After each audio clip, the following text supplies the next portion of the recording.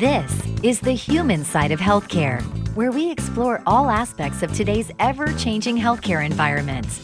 Brought to you by the Dallas-Fort Worth Hospital Council and featuring CEO Stephen Love with co-host Thomas Miller.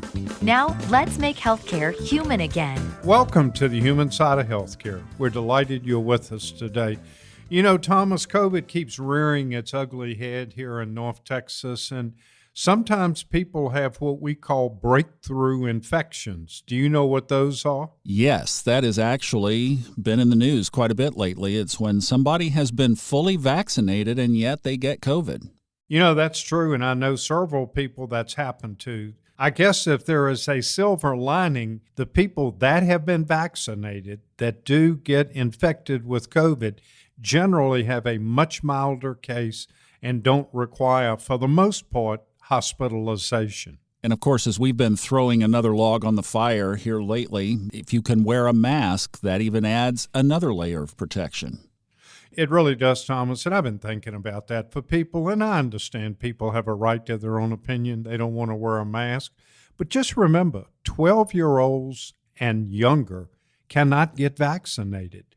So if nothing else, wear a mask to protect them. And of course, the other vulnerable part of our society are our elderly, and that's what our next story is about. Absolutely. We're going to bring in a good friend named William Smith.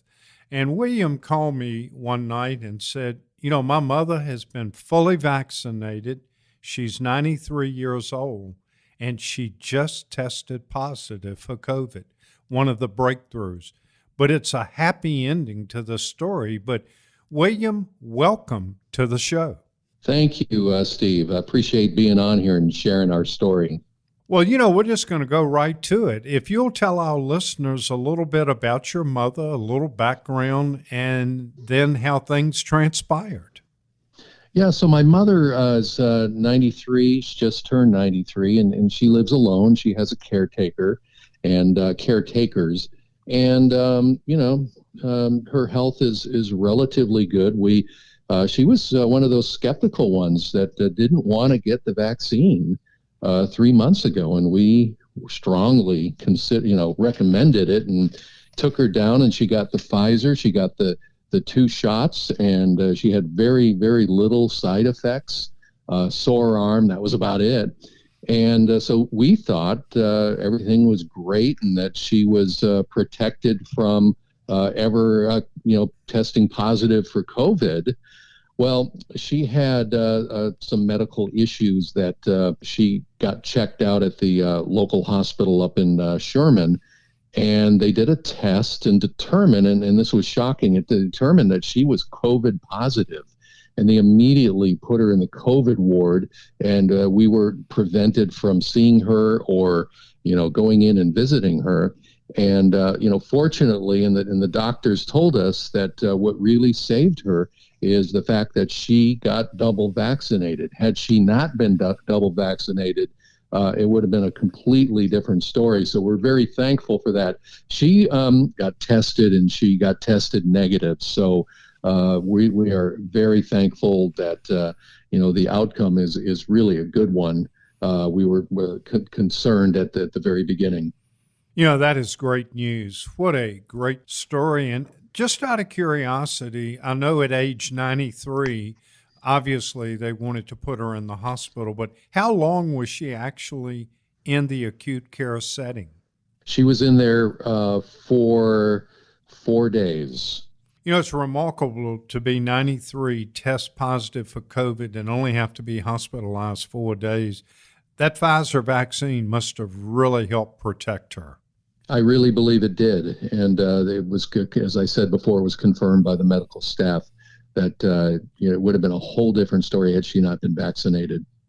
So to our listeners out there, Mr. Smith, do you feel like, we don't want to preach to people about vaccines, and we know people have a right to make their own decision, but do you have any thoughts about not just Pfizer, but any of the COVID-19 vaccines, or any nuggets of information you could share with our listeners? Well, from what I'm reading, I'm not a medical specialist, but from what I know, the people who have been vaccinated are so much better off than those who haven't. The ones who haven't are, no matter what age you are just risking greatly, especially with how contagious this variant is. So to me, I've been vaccinated, my family's been vaccinated, and really I just would never want to take that risk of not having the vaccine. You know, I am a little curious, as you told us the story of your mother. You said at first she was a little hesitant or reluctant to get the vaccine. After she now tested positive and went through the COVID experience, and of course now is negative and is doing so much better, did she remark or make any comment about, boy, I'm sure glad I got the vaccine? I'm just curious. Well, that was one of the first things that she mentioned when we called her, and she is fully aware of what the repercussions would have been had she not gotten the vaccine. She was getting a lot of misinformation, mostly from a lot of her, friends who are in their late 80s and early 90s, and they get a lot of information that is not valid, mostly from social media, I have to say. What were your mom's symptoms? That's a really good question. She had a urinary tract infection, which had nothing to do with COVID, but at the same time, she was extremely run down, very tired. That was the main thing. And then there was also, and I don't know if this was COVID related, but there was a sense of confusion and forgetfulness that was unlike her. She's a relatively sharp for her age, but she's very confused, didn't know where she was, and even at the hospital, she thought she was at an apartment. So I think that might have had something to do, but it was very, very low level of symptoms that I could see. And then what about when she finally was in the hospital and now she was fully involved, fully testing positive? Did she get any chest congestion? No, she did not. No, she had none of no trouble breathing at all. And she had lost her appetite. That was one thing. And I think the main thing was that she was very, very run down and confused. When this hits your family, it really brings it close in, doesn't it? Oh, absolutely. There's no question about it. Yeah, I always think it's going to happen to other people, especially having been vaccinated. We thought, well, hey, she's safe now. There's no concern. We really don't know how she could have gotten. We suspect a few things, but there's really no way of pinpointing exactly how she came down positive with COVID. Well, we were talking with Dr. John Carlo last week about this same thing, and he was saying we just don't yet know where we are in this phase of the virus as far as who gets it and who doesn't, whether you've been vaccinated or not. Is there anybody in your family after this experience who still does not want to get vaccinated? No, nobody in my immediate family. They've all been double vaccinated, 3-4 months ago. Thank you, William Smith, for that personal recount of what happened in their family over just the past few weeks. And we all hear a lot of stories, we read a lot of news, but when you have a first-hand account of somebody's mom at 93 who is back in business, that's just a great story. We're going to turn the corner and talk about going back to school. Everybody's talking about it. What's it going to look like? Dr. Jeffrey Kahn next on the Human Side of Healthcare. This is the Human Side of Healthcare, where we feature healthcare's hottest topics and what our North Texas area hospitals are doing to make healthcare human again. And welcome to the Human Side of Healthcare. We're so glad that you're with us today. And we want to talk a little bit about infectious diseases and how they impact our children. We're delighted that Dr. Jeffrey Kahn, who's Chief of Infectious Disease at Children's Health and also a professor at UT Southwestern, has returned to visit us on the Human Side of Healthcare. Welcome, Dr. Kahn. Hi there. Dr. Kahn, we've heard a little bit about emergency rooms, not only emergency rooms at some of the hospitals where parents bring their children, but also at emergency rooms at Children's Health, that there has been something called RSV that has emerged, especially here June, July, and into August. Can you explain to our listeners first what RSV is and how has it been a little different this year than past years? So RSV stands for respiratory syncytial virus. It was a virus that was first discovered in the 1950s, and it's a virus that's very common in childhood. So common that by the age of 2, nearly 95% of children have been infected with this virus. So if you have an infant at home or a toddler at home, most likely they've been infected with RSV, or they're going to get infected with RSV. And RSV is a major cause of hospitalization in young children. And in fact, it's responsible for more hospitalization in children less than 2 years of age than any other respiratory virus or any other pathogen. And in fact, during the winter seasons, it's usually RSV that fills up our hospital, not necessarily influenza. And what's striking about RSV is there's a very distinct seasonality to RSV. We typically start seeing cases in late September or so.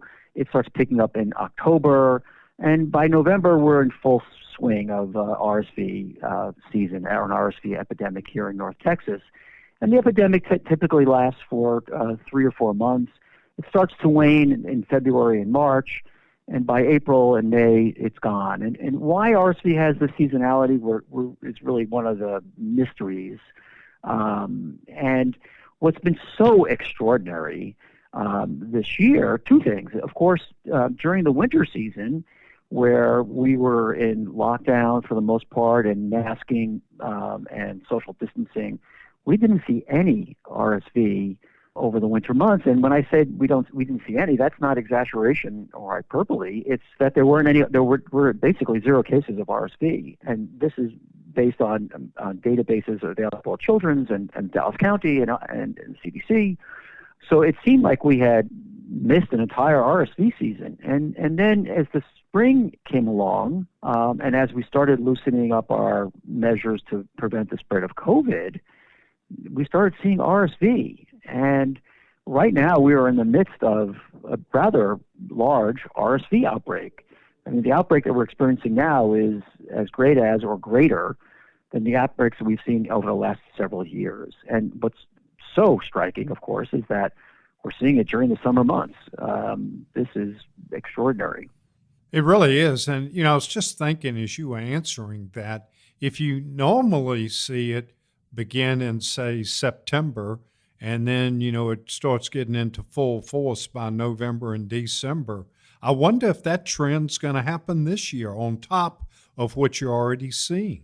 That's a great question. And, who knows what's going to happen over the next couple of months. My concern is, I have a couple of concerns in regards to these seasonal respiratory viruses. Of course, we're seeing a lot of RSV now. If this current RSV epidemic looks like the previous ones, it will start to decline in a few weeks, and hopefully it will be pretty quiet over in a month or two. But now with the resurgence of COVID and the Delta variant spreading rapidly throughout the country, in 3 months or so, we're headed into flu season, and we didn't see any flu last year. We were lucky in that regard, but I can't imagine having the Delta variant or other variants spreading on top of a flu season. That's going to be a pretty rough time if that in fact occurs. That's a very good point, and we'll just have to watch and see. I know our listeners out there are certainly intrigued by this, and we think of RSV affecting babies, as you said, and a lot of children under the age of 2. I've got to ask you, though, can adults contract RSV?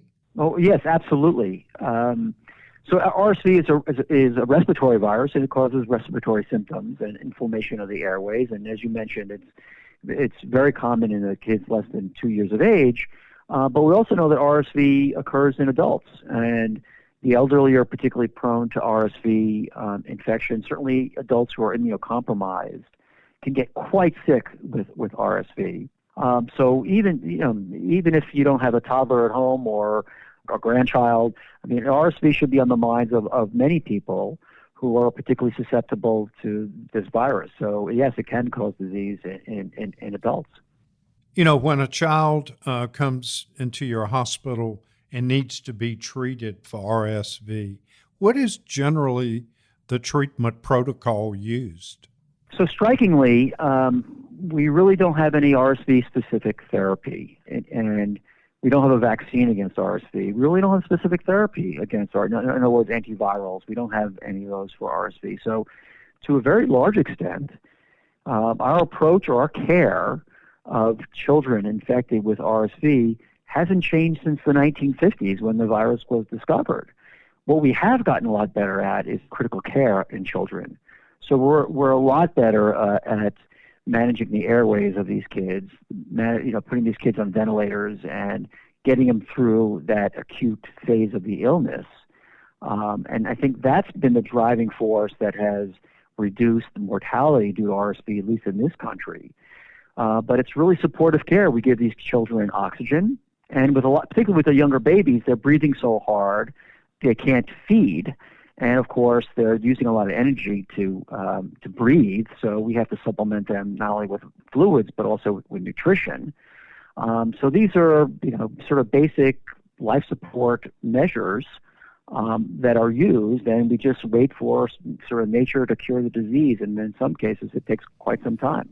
You know, to our parents out there that are hearing this, do you have advice to them how they can help protect their babies and their children from contracting RSV?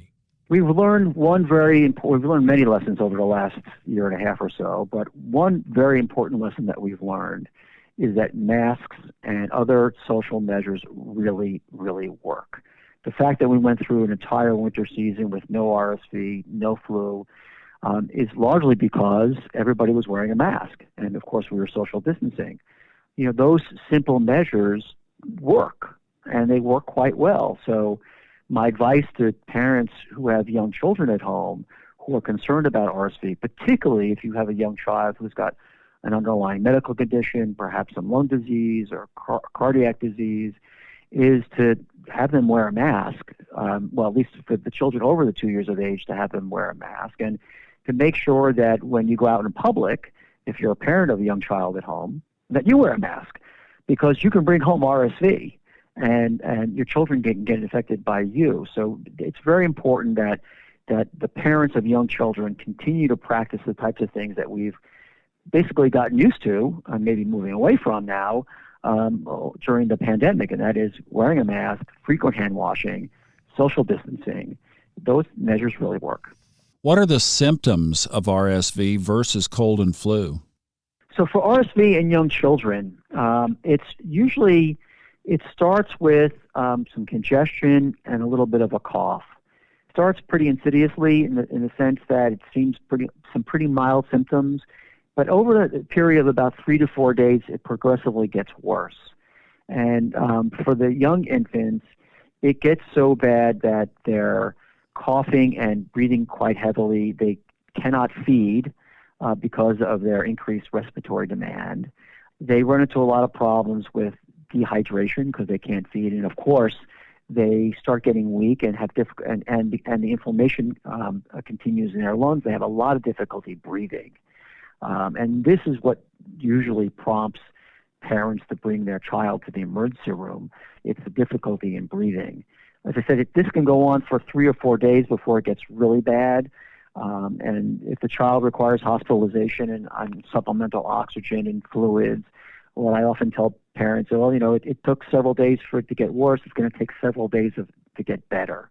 And it so slowly gets better, but it's usually the respiratory problems. And what parents should look out for is that if they see their child's chest being sucked in when the child's breathing, you can hear the child breathing, wheezing, a lot of congestion, and the cough is very, very prominent. So those are the types of warning signs to look out for if you're a parent of a young child. This is Dr. Jeffrey Kahn, who is Chief of Infectious Diseases at Children's Health and a professor at UT Southwestern Medical Center. There was a report that I saw out of North Carolina where a school was already in session. They lasted 1 day. They were in quarantine because somebody had COVID. Back to school in Texas is right around the corner, and that's what we're talking about next. Welcome back to the human side of healthcare, where we explore how to take better care of your health so you can live a happier, healthier life. With DFW Hospital Council CEO Stephen Love, along with Thomas Miller. We're continuing our conversation now with Dr. Jeffrey Kahn, Chief of Infectious Diseases at Children's Health and Professor at UT Southwestern Medical Center. We're going to wrap up with RSV, and then we're going to talk about back to school. Dr. Kahn, before we went on break, we were talking about the symptoms of RSV versus cold and flu. So is this just an accelerated version of flu? Is that how it presents? Yeah, so, I should say that, sometimes RSV does cause a mild illness in children. And there's nothing specific for the symptoms that I described for it being RSV. There are other respiratory viruses out there that can cause an identical clinical picture. And some of those respiratory viruses can land children in the hospital. So it's not particular to RSV. The reason that we focus on RSV is that during the winter months, it is the major virus that's circulating. It's heads and shoulders, if you will, above all other viruses. So if a child comes to the emergency room in January, breathing heavily and having all the features I described a moment ago, the most likely virus that this child has is RSV. And then how is it diagnosed? Is there a test like the flu test? Yes. So there are rapid tests, and now everybody's is becoming an expert in testing technology for viruses. So there are antigen tests or rapid tests. There's a PCR-based test, very much like there is for COVID. We use these tests. So we come up with a diagnosis, and that diagnosis guides us through how we approach these patients. But since we don't have antiviral therapy, there's really nothing to treat these children with. We know that most of the time these kids don't need antibiotics, so we don't treat them with antibiotics. Most of the time these kids don't need steroids. We don't treat them with steroids.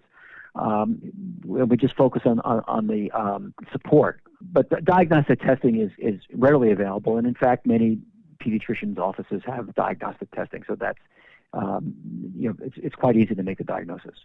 And then how contagious is it? It's highly contagious. Now, by the age of 2, 95% of children had this virus. So it's highly contagious in daycare settings. It's highly contagious in the hospital. We take a lot of precautions to make sure that there's not spread of RSV. But over the years, there have been numerous studies of outbreaks of RSV in all kinds of environments, home environments, daycare environments, in hospital. And, of course, it's also an issue with adults in nursing homes. RSV outbreaks have been well documented. So it's a highly contagious virus. And what is particularly challenging is that natural infection does not confer lifelong protective immunity.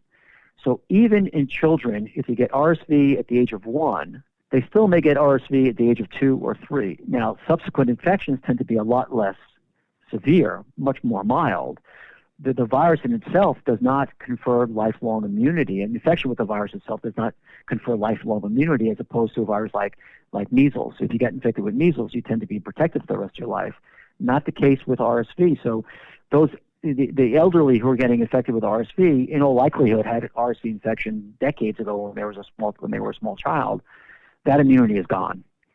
So this is another challenge about this virus: is that the immunity that is developed after natural infection is really not robust. It's not durable. It's not long lasting. So, older children and adults are susceptible to this virus.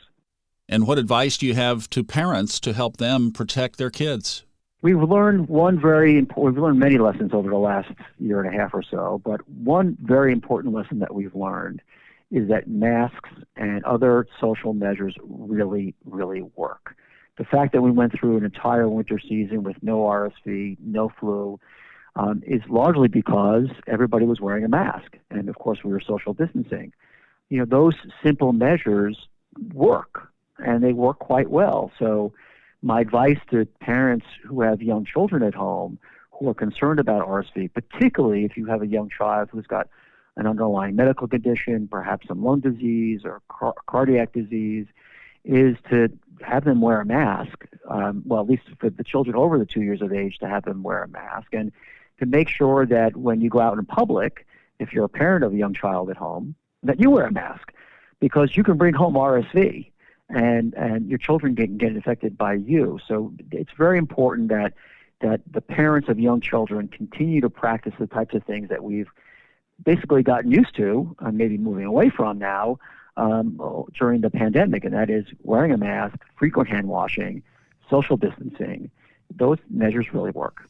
That's great advice. And as you were talking about parents could come home and infect their children, I'm gravitating back to that discussion that we've had for 18 months on COVID-19. Here it is, the latter part of the summer, and it's very hot, and yet we're seeing a surge in COVID-19 patients. Your thoughts on this Delta variant and how it's impacting pediatrics? So one comment first about the seasonality here.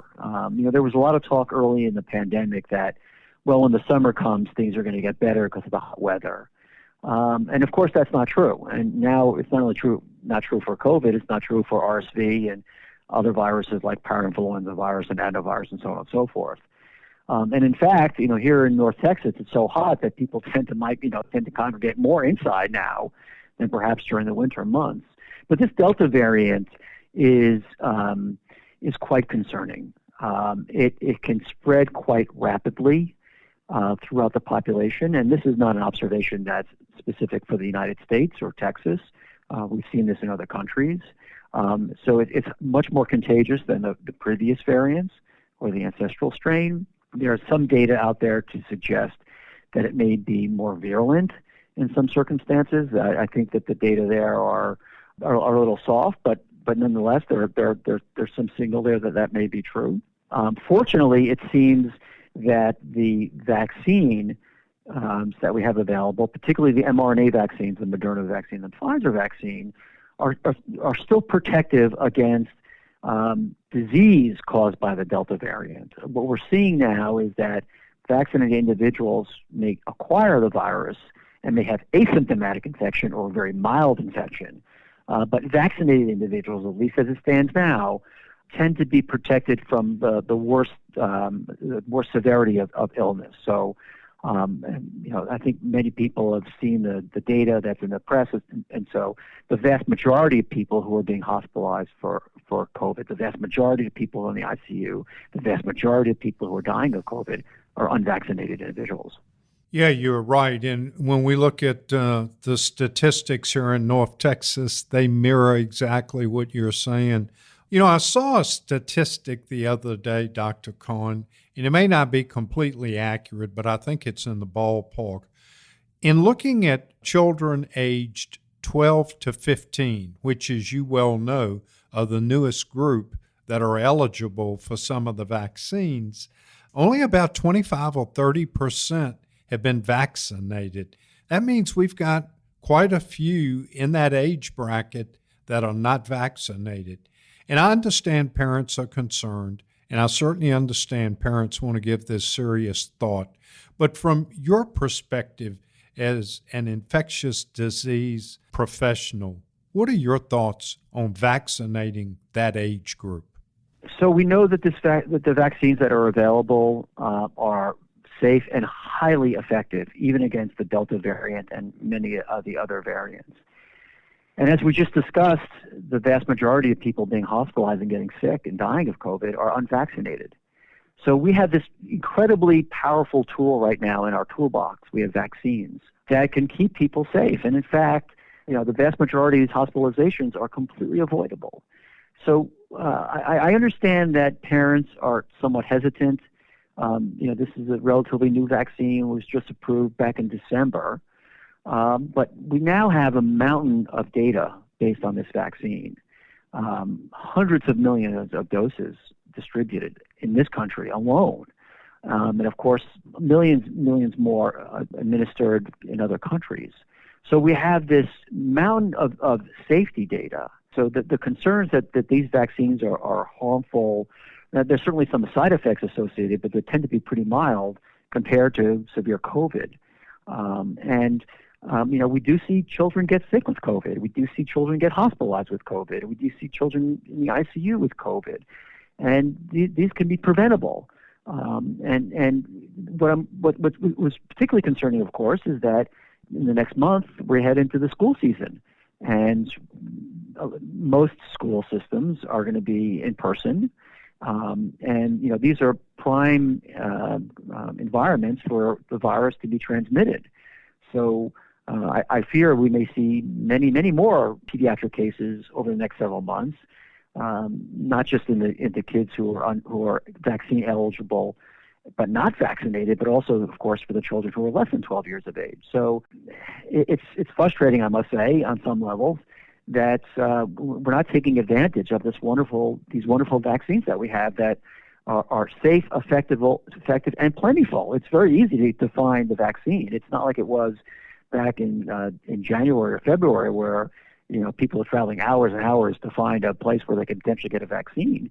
Now it's readily available. So my advice to parents of children who are 12 years of age and older: get vaccinated. It's something.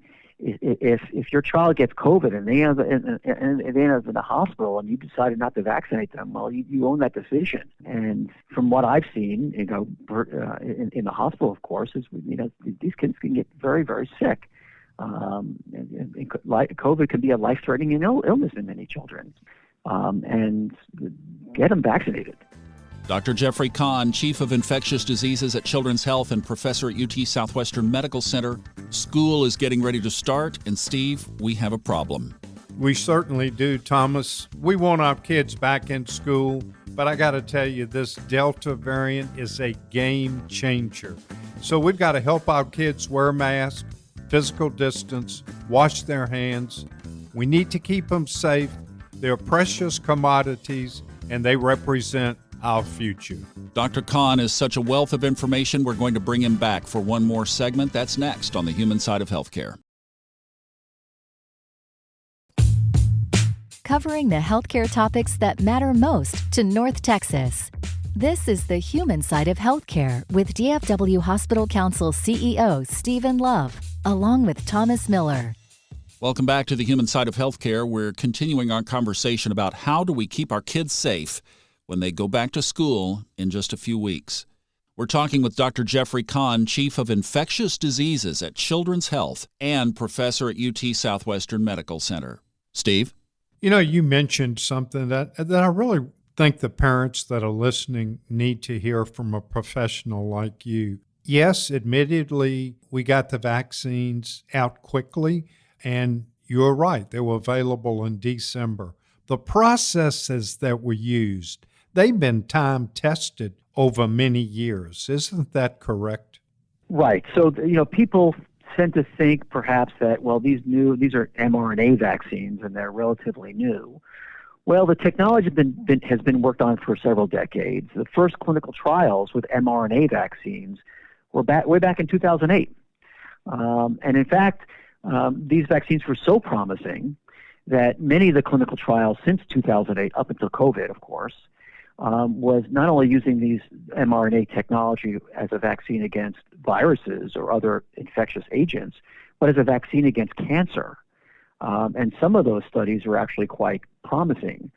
So it was built on that foundation when COVID emerged, that we can potentially use this technology, which has been fine-tuned over decades and in clinical trials since 2008, and use that technology and focus it on COVID. And I must say that as the push was made to get mRNA vaccines out there, I would not have imagined that they would be this effective, 94% effective in clinical trials. And in fact, there have been numerous studies that have been published throughout the pandemic looking at real-life experiences with the vaccines.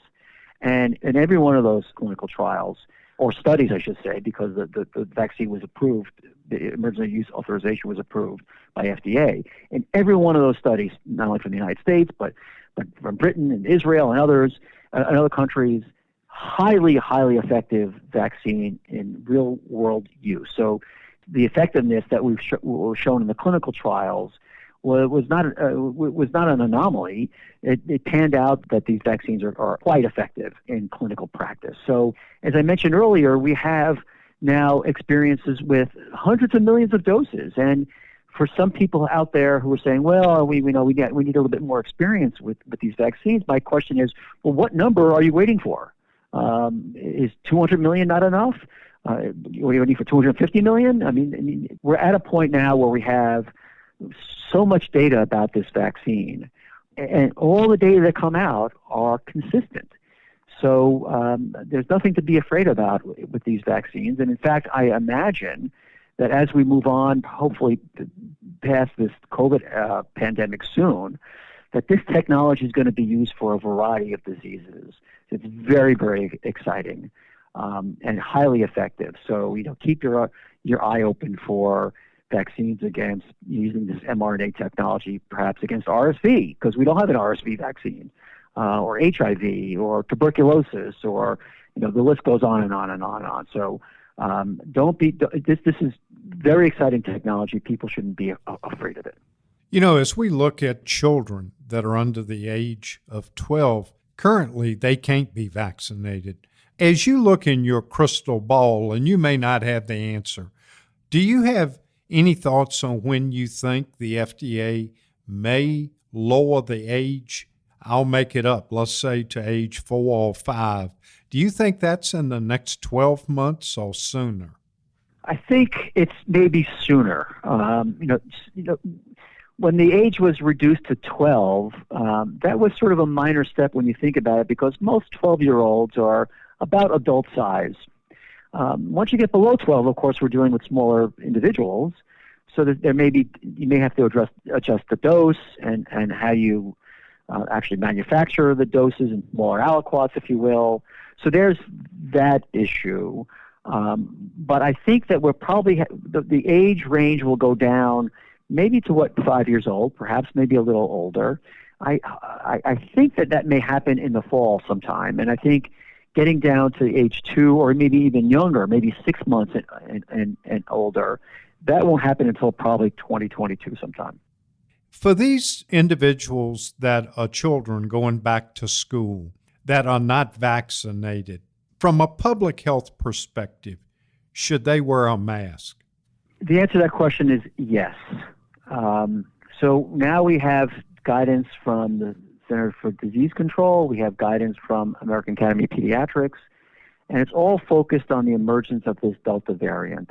And there are concerns that we're right now into another, at least here in North Texas, we are entering another peak of COVID. And in fact, the projections are that by mid-October, we may actually be in a place that we were back in January, and that magnitude of numbers.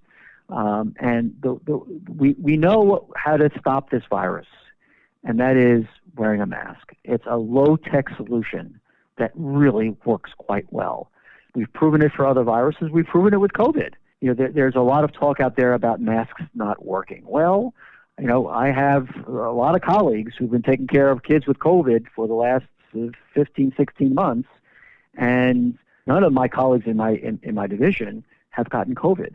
Why? Because they're wearing a mask and they're taking precautions. So this really, really works. And of course, it's not just my division. It's any healthcare system that you look at. You look at people working in ICUs where there's a lot of COVID, a lot of sick patients, a lot of aerosols. And the infection rate in hospital settings is remarkably low, which shows that these types of measures, these types of behaviors work really, really well. Wearing a mask, yes, it may be uncomfortable, but it's saving the individual, and it's also contributing to society. We all want this pandemic to end really badly. And the way to do that is to work together as a society to take advantage of the tools that we have. And we have low-tech tools, the masks and hand washing and hand sanitizing, and we have high-tech tools, the vaccine. And you put those together, that's a powerful 1-2 punch against the virus. And I fear that we're wasting this opportunity right now to get this virus under control. So, Dr. Kahn, when you see patients in your office or you encounter them in the hospital and they don't want to get a vaccine, what are you hearing as are their biggest concerns? It's a variety of different responses, that the vaccine is relatively new, that they've heard from their friends or they've read on social media about how dangerous the vaccine is, or parents just, they don't think that COVID's a big deal in kids and they haven't gotten around to it. So it's a variety of different messages that I'm hearing from parents who have not vaccinated their children. So then how do you address those top concerns? It depends, of course, on what their concern is. If they bring data with them, we can discuss the data. But often it's that they're just hesitant because, as I mentioned, it's a new vaccine. They don't think COVID causes severe disease in children. So, my approach has always been to be transparent. I said, yes, this is a relatively new vaccine. And in fact, back in December and January when the vaccine was first coming out, we all had some hesitation about this. So I can see where they're coming from to a large extent. This is still a relatively new vaccine, so I understand their anxiety. But that's long past because now we have this volume of data, this mountain of information about the vaccine. But sometimes to talk about my personal experience, we've seen a lot of very sick children in the hospital. And over the last several weeks and months, we've seen a lot of children in the hospital who could have been vaccinated, and they weren't. And the parents are now regretting that decision. So, and this addresses the issue, well, COVID's not a big deal in kids. Well, that certainly COVID tends to be less severe in children, but children are not immune to severe COVID. So, put yourself in that position. If you decide not to vaccinate your child, what happens if they get bad COVID? This is avoidable. So if you look at this in the big picture and the risk benefits of the vaccine, the benefits far, far outweigh any risks. Thank you, Dr. Jeffrey Kahn, Children's Health and UT Southwestern Medical Center, for your advice during this critical time. Steve? This has been a wonderful show. But to all our listeners, please consider vaccines if you have not been vaccinated. Please wear your mask, even if you are vaccinated. We want you to be safe, and we want to have you back here next week on the human side of healthcare. See you next week.